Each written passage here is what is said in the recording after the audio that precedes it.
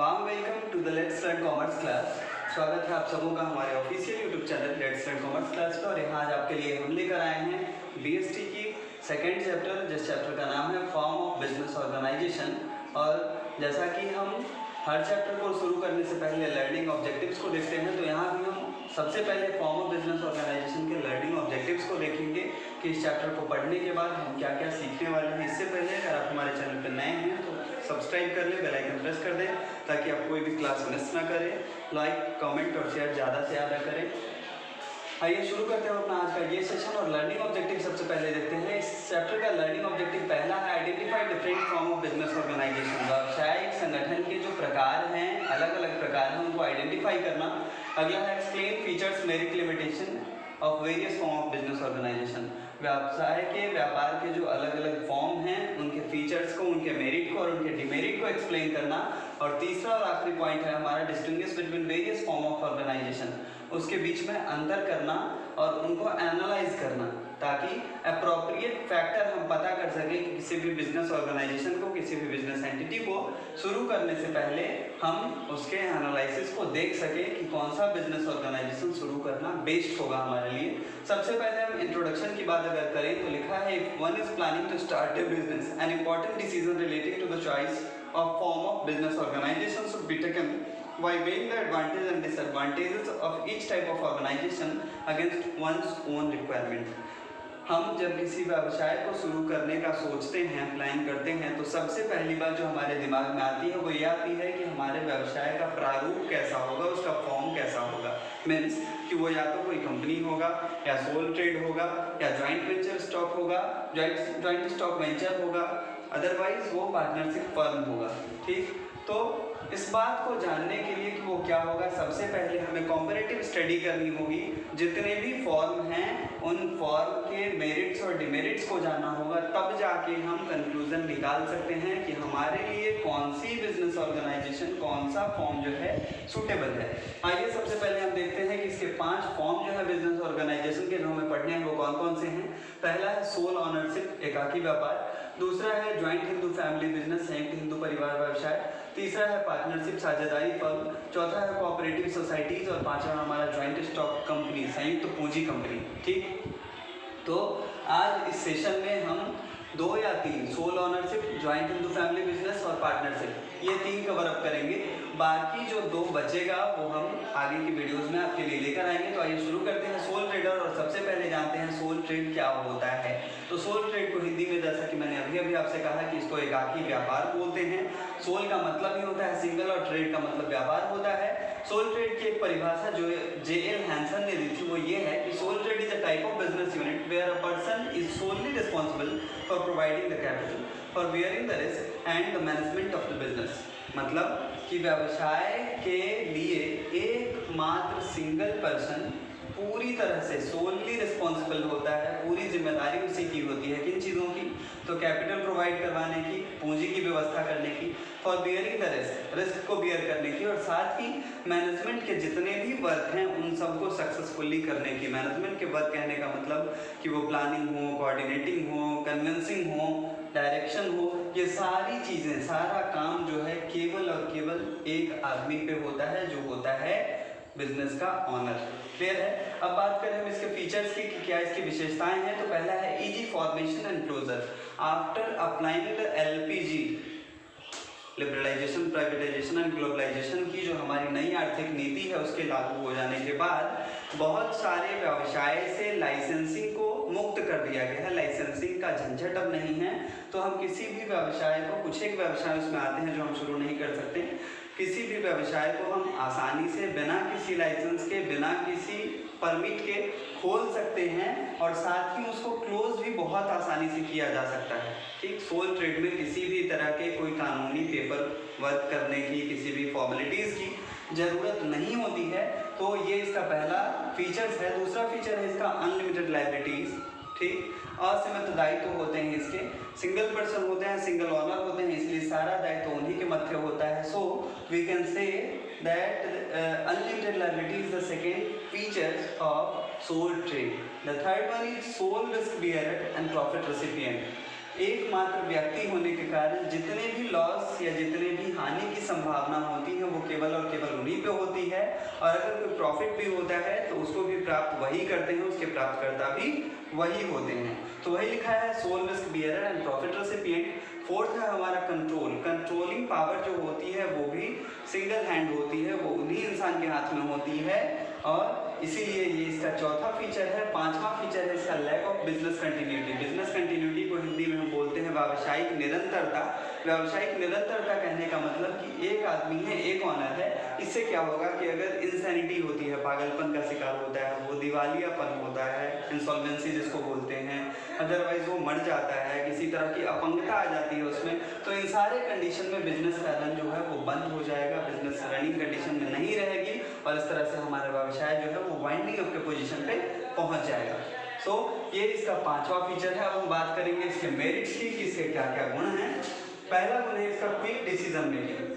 त्वरित इसमें जो है डिसीजंस लिए जाते हैं, निर्णय लिए जाते हैं। ऐसा इसलिए कि पार्टनरशिप फर्म में या जॉइंट स्टॉक कंपनी में कोई भी निर्णय लेने के लिए, किसी भी चीज़ को लागू करने के लिए बहुत ज़रूरी होता है कि उसके जितने भी सदस्य हैं, जितने भी स्वामी हैं, जितने भी ऑनर हैं, हम उन सबसे उनका मत जानें, उनका राय विचार ले लें, तब हम किसी चीज़ को लागू कर पाते हैं। लेकिन यहाँ ऐसी कोई फॉर्मेलिटीज़ करने की ज़रूरत होती ही नहीं है, क्योंकि यहाँ पे एकमात्र बंदा होता है, एकमात्र इंसान होता है जो सारी रिस्पॉन्सिबिलिटीज़ को बियर करता है, तो इसीलिए डिसीजन भी वही बनाएगा। So the merit, first merit of this sole trade unit is quick decision making. The second one is confidential of information. मतलब कि यहाँ पे जानकारियों की गुप्तता होती है। वहाँ पे क्या होता है कि बहुत सारे कर्मचारी होते हैं, बहुत सारे शेयर होल्डर्स होते हैं, बहुत सारे पार्टनर्स होते हैं, तो जानकारियों के बाहर आ जाने की संभावना होती है, जिस कारण से कई बार हमें बहुत सारी मुश्किलों का, बहुत सारी हानियों को उठाना पड़ता है। लेकिन यहाँ पे ऐसी कोई बात नहीं होती, यहाँ पे सारी जानकारियाँ गुप्त होती हैं सिंगल पर्सन होने के कारण। तीसरा है डायरेक्ट इंसेंटिव। जो भी मुनाफा होता है वो केवल और केवल सोल ट्रेडर का होता है, सिंगल ऑनर का होता है, इसीलिए इसको डायरेक्ट इंसेंटिव कहा गया। इंसेंटिव का मतलब प्रोत्साहक होता है, प्रत्यक्ष प्रोत्साहन इनको मिलता है। फोर्थ है सेंस ऑफ अकॉम्प्लिशमेंट, या जिसको हम बोल सकते हैं full determination, full willing power. पूरी शक्ति के साथ, पूरे मतलब अपने इच्छा शक्ति के साथ किसी भी काम को ये करते हैं, क्योंकि किसी भी पार्टनर का इसमें हस्तक्षेप नहीं होता, जिसके कारण किसी भी तरह के ईर्ष्या या द्वेष की बात आती ही नहीं है। अकेले सारे काम को करना है, तो इसीलिए वो अच्छे से अपने सारे काम को करते हैं, और ये इसका चौथा मेरिट है। आखिरी जो मेरिट है इसका, the fifth merit of sole trade is ease of formation and closure. As we already discussed that इसका फॉर्मेशन और क्लोजर दोनों ही बहुत आसान होता है। किसी भी तरह की कोई कागजी कार्रवाई की, किसी फॉर्मेलिटी की ज़रूरत यहाँ पे नहीं होती है। So fifth merits of this sole trade is ease of formation and closure. तो ये था हमारा सोल ट्रेड का मेरिट। अब हम बात करेंगे लिमिटेशन की, जिसको हम सीमाएं या दोष बोलते हैं। कुछ दोष भी हैं इसके, जैसे पहला दोष है इसका लिमिटेड रिसोर्सेज, सीमित संसाधन। इसमें संसाधन या स्रोत जो होते हैं बहुत हद तक सीमित होते हैं, क्योंकि एक ही आदमी होता है, तो इसलिए कैपिटल भी बहुत ज़्यादा नहीं होता, कम ही होता है, एसेट्स भी बहुत कम होते हैं हमारे। सो ये कहा गया कि इसके रिसोर्सेज लिमिटेड होते हैं। सेकेंड है limited life of a business concern. व्यावसायिक संगठन का जो जीवन होता है, जीवन काल होता है, लाइफ स्पैन होता है, वो बहुत ही कम होता है और वो सीमित होता है। ठीक, जरूरी नहीं कि सेकेंड जनरेशन में भी ये कैरी ऑन हो, जरूरी नहीं कि बहुत दिनों तक चले। जैसा कि मैंने अभी आपसे डिस्कस किया कि हो सकता है वो इंसैनिटी का शिकार हो जाए, हो सकता है इंसॉल्वेंसी आ जाए, हो सकता है उसकी डेथ हो जाए, वो पैरालाइज हो जाए, बहुत सारे कंडीशन हैं, तो उस कंडीशन में डिसकंटिन्यूटी आ जाती है। थर्ड है अनलिमिटेड लायबिलिटीज, ये भी हम लोगों ने डिस्कस कर लिया है। असीमित दायित्व जो है वो फीचर्स के साथ साथ लिमिटेशन भी है। इसमें असीमित दायित्व होता है, एक ही आदमी के मत्थे सारी जिम्मेदारियां होती हैं।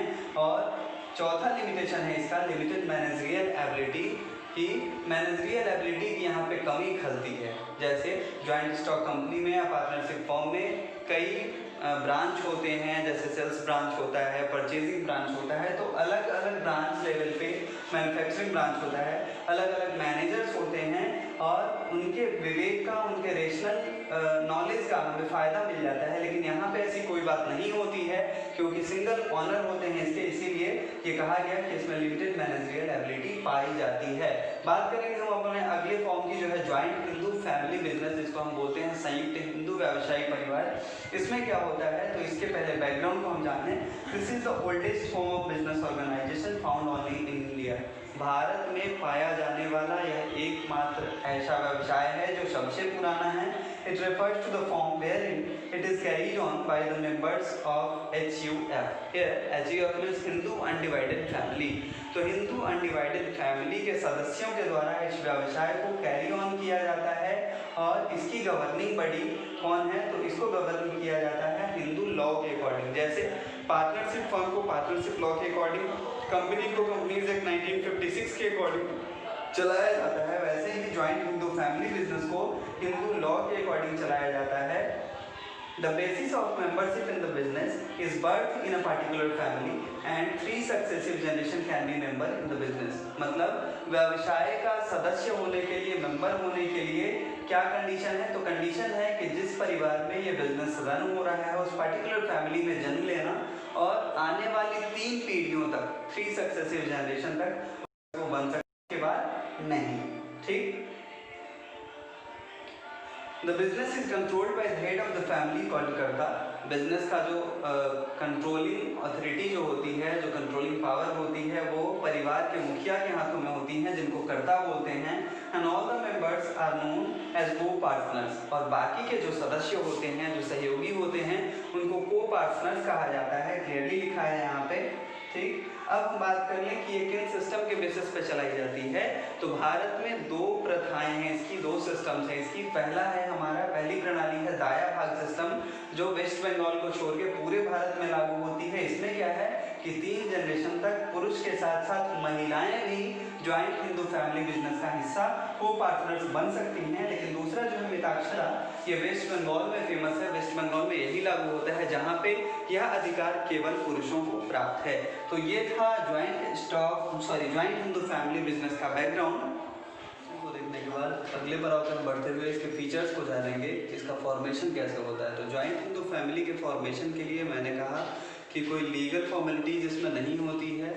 बाय बर्थ ये राइट मिल जाता है उसके मेंबर्स बनने का, कहीं कोई लीगल फॉर्मेलिटीज़ नहीं होती है। दूसरी बात कि जैसा कि मैंने कहा कि इसमें पूरी की पूरी कंट्रोलिंग अथॉरिटी जो होती है वो फैमिली के हेड मेंबर्स की होती है। सबसे एल्डर जो उसके मेंबर होते हैं उनकी होती है, जिनको कर्ता कहा जाता है। तो उनके मृत्यु के बाद जो होता है ये ख़त्म हो जाता है, यहाँ इसका कंटिन्यूटी जो है उस पर ब्लॉक लग जाता है, रुक जाता है। ठीक।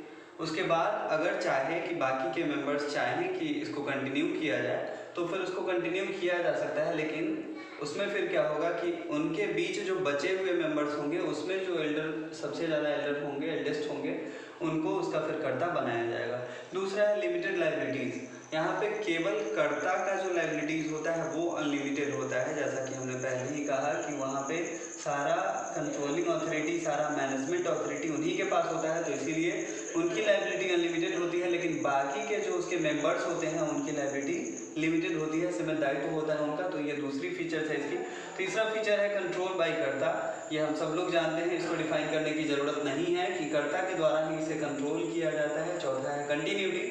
कंटिन्यूटी के बारे में अभी हमने कहा कि क्या होता है कि इसमें अगर कर्ता की मृत्यु हो जाती है, कर्ता किसी कारण से अक्षम होते हैं व्यापार को चलाने में, तो फिर उसको कंटिन्यू करने के लिए जो उनके बचे हुए मेंबर्स होते हैं उसमें जो एल्डेस्ट होते हैं वो उसको कंटिन्यू करते हैं, अदरवाइज इस पर ब्रेक लग जाता है। और पांचवा है माइनर मेंबर्स। जैसा कि मैंने पहले ही कहा था कि इसका फॉर्मेशन जो है वो बाय बर्थ हो जाता है, इसकी मेंबरशिप बाय बर्थ मिल जाती है।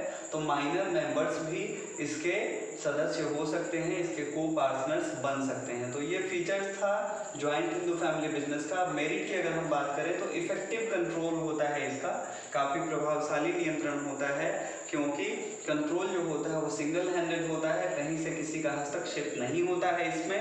दूसरा है कंटिन्यूड बिजनेस एग्जिस्टेंस। इसमें बिजनेस एग्जिस्टेंस जो होती है वो कंटिन्यू की जा सकती है। अभी हमने कहा कि अगर मृत्यु हो जाती है कर्ता की तो फिर क्या होता है कि जो बाकी के बचे हुए मेंबर्स होते हैं, को पार्टनर्स होते हैं, उनके बीच में जो सबसे बुजुर्ग होंगे उनको फिर फिर कर्ता बना दिया जाता है। तो यहाँ कंटिन्यूटी बिजनेस की बनी रहती है। तीसरा है limited liability of a member. ये भी हम लोगों ने डिस्कस कर लिया कि मेंबर्स की लायबिलिटी लिमिटेड होती है, केवल जो कर्ता होते हैं उनकी लायबिलिटी जो होती है वो अनलिमिटेड होती है, लिमिटलेस होती है। और फोर्थ है इंक्रीज्ड लॉयल्टी एंड कोऑपरेशन। जैसा कि हमने कहा कि ये परिवार से जुड़ा हुआ एक व्यवसाय है, तो परिवार से जुड़ा हुआ व्यवसाय होने के कारण आपस में सब में मेल मिलाप ज़्यादा होता है। दूसरी ओर कि इसमें वफादारी और सहयोग की भावना भी ज़्यादा होती है। वो इसलिए कि अगर बिजनेस समृद्ध होगा, वो ज़्यादा प्रोस्पेरस होगा, तो उससे क्या होगा कि फैमिली का भी नाम जुड़ेगा, फैमिली का भी नाम होगा। तो इसीलिए इंक्रीज लॉयल एंड कोऑपरेशन, ये इसका मेरिट है।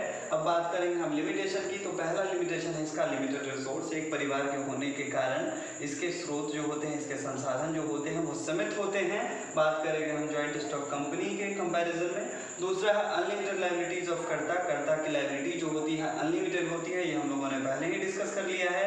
तीसरा है डोमिनेंस ऑफ कर्ता। डोमिनेंस का मतलब होता है प्रभुत्व, पूरा का पूरा प्रभुत्व उसी का होता है। और इसी के कारण कभी कभी क्या होता है कि किसी को पार्टनर्स में ईर्ष्या या दोष के कारण जो है जीलसी के कारण आपस में कन्फ्लिक्ट हो जाता है, आपस में उनमें किसी तरह का मतभेद होने के कारण इस पर प्रभाव पड़ता है और बिजनेस हो सकता है कि रुक जाए। और चौथा है इसका लिमिटेड मैनेजरियल स्किल। यहाँ भी लिमिटेड मैनेजरियल स्किल की कमी हमें खलती है, क्योंकि management capability, management authority single person होते हैं जो करता होते हैं उस फैमिली की। तो ये था हमारा पूरा का पूरा जॉइंट हिंदू फैमिली बिजनेस का बैकग्राउंड। अब हम बात करेंगे हम अपने थर्ड फॉर्म की, जो है पार्टनरशिप, जिसको हिंदी में साझेदारी बोलते हैं।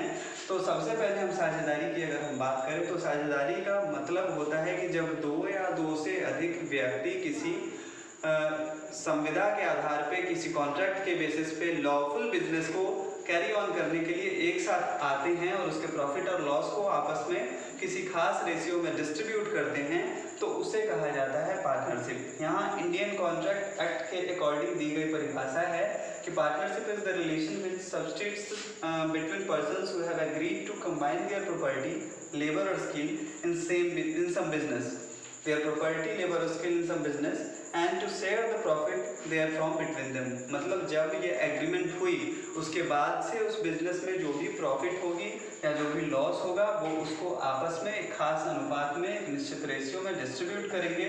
ये भारतीय संविदा अधिनियम के द्वारा दी गई परिभाषा है।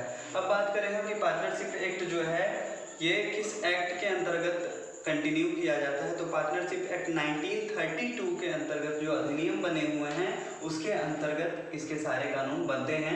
पार्टनरशिप फर्म की एक और परिभाषा एल.एच. हैने के द्वारा दी गई है, जो है partnership is the relations between persons competent to make contracts who have agreed to carry on a lawful business in common with a view to private gain. मतलब कि पार्टनरशिप जो है एक ऐसा संबंध है, एक ऐसा रिलेशन है जो योग्य व्यक्तियों के बीच में, जो योग्य हैं पार्टनरशिप करने के लिए। योग्य कहने का मतलब कि जो इंसैनिटी के शिकार नहीं हैं, जो पागल नहीं हैं, जो अक्षम हैं, जो अवयस्क हैं, ये सब लोग जो हैं इसमें शामिल नहीं होंगे। तो वही है कि वो कॉम्पिटेंट होने चाहिए और उनके बाद उनमें एक कॉन्ट्रैक्ट होता है जिसमें क्या होता है कि वो किसी लॉफुल बिजनेस को कैरी ऑन करने के लिए एक साथ सहमत होते हैं और उनका पॉइंट ऑफ व्यू कॉमन होता है।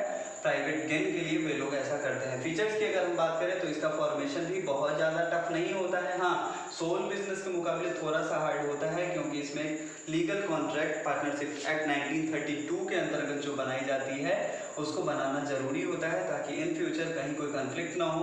दूसरा है अनलिमिटेड लायबिलिटीज़। अनलिमिटेड लायबिलिटीज़ कहने का मतलब कि जो फर्म की जितनी भी लायबिलिटीज़ होंगी वो सबके सब पार्टनर्स के पर्सनल एसेट्स से भी, अगर इन फ्यूचर कभी ज़रूरत पड़े उस डेट्स को पे करने की, उस कर्ज को चुकाने की, तो जितने भी पार्टनर्स हैं उनके पर्सनल एसेट्स का भी यूज़ किया जा सकता है। तो इसीलिए हर पार्टनर का लायबिलिटी जो होता है वो अनलिमिटेड होता है। रिस्क बियरिंग, इसमें प्रॉपरली प्रोपोर्शनेट डिस्ट्रीब्यूट हो जाता है ऑलरेडी। जैसे दो पार्टनर है तो जो भी रिस्क होगा, जो भी लायबिलिटीज़ होंगी उनको दोनों के बीच बांट लिया जाएगा। ठीक। Decision making and contract control, इसमें निर्णय लेने की क्षमता और कंट्रोल जो होता है ये भी जितने भी पार्टनर्स होते हैं सब मिलके करते हैं इसे। और कंटिन्यूटी की अगर हम बात करें तो किसी भी एक पार्टनर्स के अक्षम होने के कारण, जैसे वो पागल उसके अलावा अगर दिवालिया हो गया, मर गया, तो इस कंडीशन में क्या होता है, वहाँ पे पार्टनरशिप फर्म जो है उसका डिसॉल्व हो जाता है, विघटन हो जाता है। और फिर अगर बाकी के जो रिमेनिंग पार्टनर्स हैं वो चाहें कि बिजनेस को हम कंटिन्यू करें, तो इसके लिए ज़रूरी होगा कि उन दोनों के बीच में, जो बचे हुए हैं उनके बीच में एक नया कॉन्ट्रैक्ट साइन हो, एक नया एग्रीमेंट बने। क्लियर है? चलिए अब बात करें हम अगर मेंबरशिप की, तो इसमें मेंबरशिप जो होता है, सदस्यता जो होती है, ये एग्रीमेंट के समय तय की जाती है। जब पार्टनरशिप एक्ट 1932 के अंतर्गत एग्रीमेंट बनाए जाते हैं, तो उसमें जो कॉम्पिटेंट पार्टनर्स होते हैं वो उसके मेंबर्स बनते हैं। और फिर नए मेंबर्स को अगर प्रावधान है ऐसा कुछ उस कॉन्ट्रैक्ट में कि नए मेंबर को कैसे एडमिशन देना है, किसी मेंबर के रिटायरमेंट के समय क्या व्यवस्था होगी, तो ये सारी बातें अलग हैं। लेकिन मेंबरशिप की अगर हम बात करें तो मेनली मेंबरशिप जो होता है वो इसके एग्रीमेंट के समय ही तय कर दी जाती है। मेरिट क्या है इसके गुण क्या हैं, तो ease of formation and closure, इसको भी शुरू और बंद करना आसान होता है। शुरू करना थोड़ा सा टफ है, इसमें थोड़ी सी लीगल फॉर्मेलिटीज़ है, लेकिन क्लोज करना बहुत ही आसान है। उसके बाद के जो लीगल एक्शंस होते हैं उसमें क्या होता है कि एक लिक्विडेटर होता है, वो क्या करता है, जितने भी एसेट्स होते हैं उनको बेच के, और फिर बाकी के जो डेट्स होते हैं, जो बाहरी लायबिलिटीज होते हैं, उनको भुगतान करने के बाद अगर कुछ रिमेनिंग अमाउंट बचता है तो उसको सारे जो बचे हुए पार्टनर्स होते हैं उनके बीच में और डिस्ट्रीब्यूट कर लिया जाता है। ठीक। तीसरा है मोर फंड्स। अब सोल ट्रेडर के मुकाबले अगर हम इसमें देखें तो इसमें फंड्स ज़्यादा होते हैं, कैपिटल ज़्यादा होते हैं, क्योंकि ऑनर ज़्यादा होते हैं, 2 या 2 से ज़्यादा ऑनर होते हैं। ठीक। मेंबरशिप के बारे में एक बात और मैं बताना भूल गया कि ये जरूरी है कि कम से कम 2 सदस्य हों, ज़्यादा से ज़्यादा 10 सदस्य हो सकते हैं बैंकिंग में। और इसके अलावा अगर कोई और बिजनेस है, कोई और बिजनेस कंसर्न है, तो वहाँ 20 मेंबर्स हो सकते हैं, लेकिन मिनिमम 2 होने चाहिए। ठीक। उसके अलावा शेयरिंग ऑफ रिस्क की अगर हम बात करें तो ये है कि जो रिस्क होता है वो शेयर हो जाता है, जैसा कि ऑलरेडी हमने डिस्कस कर लिया कि इसमें कई पार्टनर्स होते हैं, 2 या 2 से ज़्यादा हो सकते हैं, तो जो भी रिस्क होगा वो सब में आपस में बट जाता है। और 5वां है सिक्रेसी। तो इनको किसी भी तरह का कोई बाउंड नहीं होता है कि जो भी आपके फाइनेंशियल डिसीजंस हैं या जो भी आपके बैलेंस शीट हैं उनको आपको पब्लिश करना है, ये सारी चीज़ें इसमें नहीं होती हैं, तो इसलिए इंफॉर्मेशन के बाहर आने की संभावना होती ही नहीं है। तो यहाँ भी कॉन्फिडेंशियलिटी जो है, सिक्रेसी जो है वो काफ़ी मेंटेन होता है, और ये इसका 5वां और आखिरी मेरिट है। बात करेंगे अब हम अपने लिमिटेशन की, तो पहला लिमिटेशन है इसका अनलिमिटेड लायबिलिटी। ठीक। यहाँ भी सदस्यों का, यहाँ भी मेंबर्स का लायबिलिटी जो होता है पार्टनर्स का वो अनलिमिटेड होता है। मैंने अभी भी कहा कि उनके पर्सनल प्रॉपर्टी को बेच के भी कभी कभी ज़रूरत पड़ने पे डेट्स को रिपे किया जा सकता है। ठीक। दूसरा है लिमिटेड रिसोर्सेज, सीमित संसाधन होते हैं, जैसे हम जॉइंट स्टॉक कंपनी की बात करें या और भी हमारे बाकी के जो बिजनेस फॉर्म हैं उनकी बात करें, तो उनके मुकाबले में यहाँ रिसोर्स जो होता है लिमिटेड होता है, सीमित संसाधन होता है। पॉसिबिलिटी ऑफ कन्फ्लिक्ट्स, संभावना होती है कि विवाद हो जाए, किसी बात को लेके विवाद हो जाए, जैसे 2 या 2 से अधिक साझेदार जब होंगे तो किसी बात को लेके, चाहे वो लाभ में बंटवारे को लेकर हो या फिर काम करने को लेकर हो, इन तरह की चीज़ों को किसी डिसीजन पे बात करने की हो, तो इन सारी चीज़ों को लेके पॉसिबल है कि कन्फ्लिक्ट्स हो। चौथा है लैक ऑफ कंटिन्यूटी। यहाँ पे भी कंटिन्यूटी की कमी होती है, डिसकंटिन्यूटी की संभावना बनी रहती है। ऐसा इसलिए कि अगर किसी एक पार्टनर की मृत्यु होती है, वो पागल होता है या दिवालिया होता है, तो वहीं पे उस साझेदारी फर्म का विघटन हो जाता है, ये मैंने अभी आपको बताया। और आखिरी है लैक ऑफ पब्लिक कॉन्फिडेंस। यहाँ पब्लिक कॉन्फिडेंस की कमी होती है, लोगों का विश्वास इसमें नहीं होता है, क्योंकि लोग जानते हैं कि पार्टनरशिप फॉर्म में बराबर कभी ना कभी कॉन्फ्लिक्ट होते रहता है और इसमें इसके विघटित होने की संभावना ज़्यादा होती है, तो इसीलिए लोग इसमें इंटरेस्ट नहीं लेते हैं। तो ये था ये पार्टनरशिप फर्म का बैकग्राउंड, पार्टनरशिप फर्म के बारे में पूरी बातें। आज के क्लास में इतना ही। हमने 3 फॉर्म को देख लिया है, बाकी के बचे हुए 2 फॉर्म और बाकी के कुछ और टॉपिक्स आने वाले क्लास में आपके साथ लेकर मैं जल्द ही आपसे फिर रूबरू होऊंगा। तब तक के लिए thank you very much for watching this video.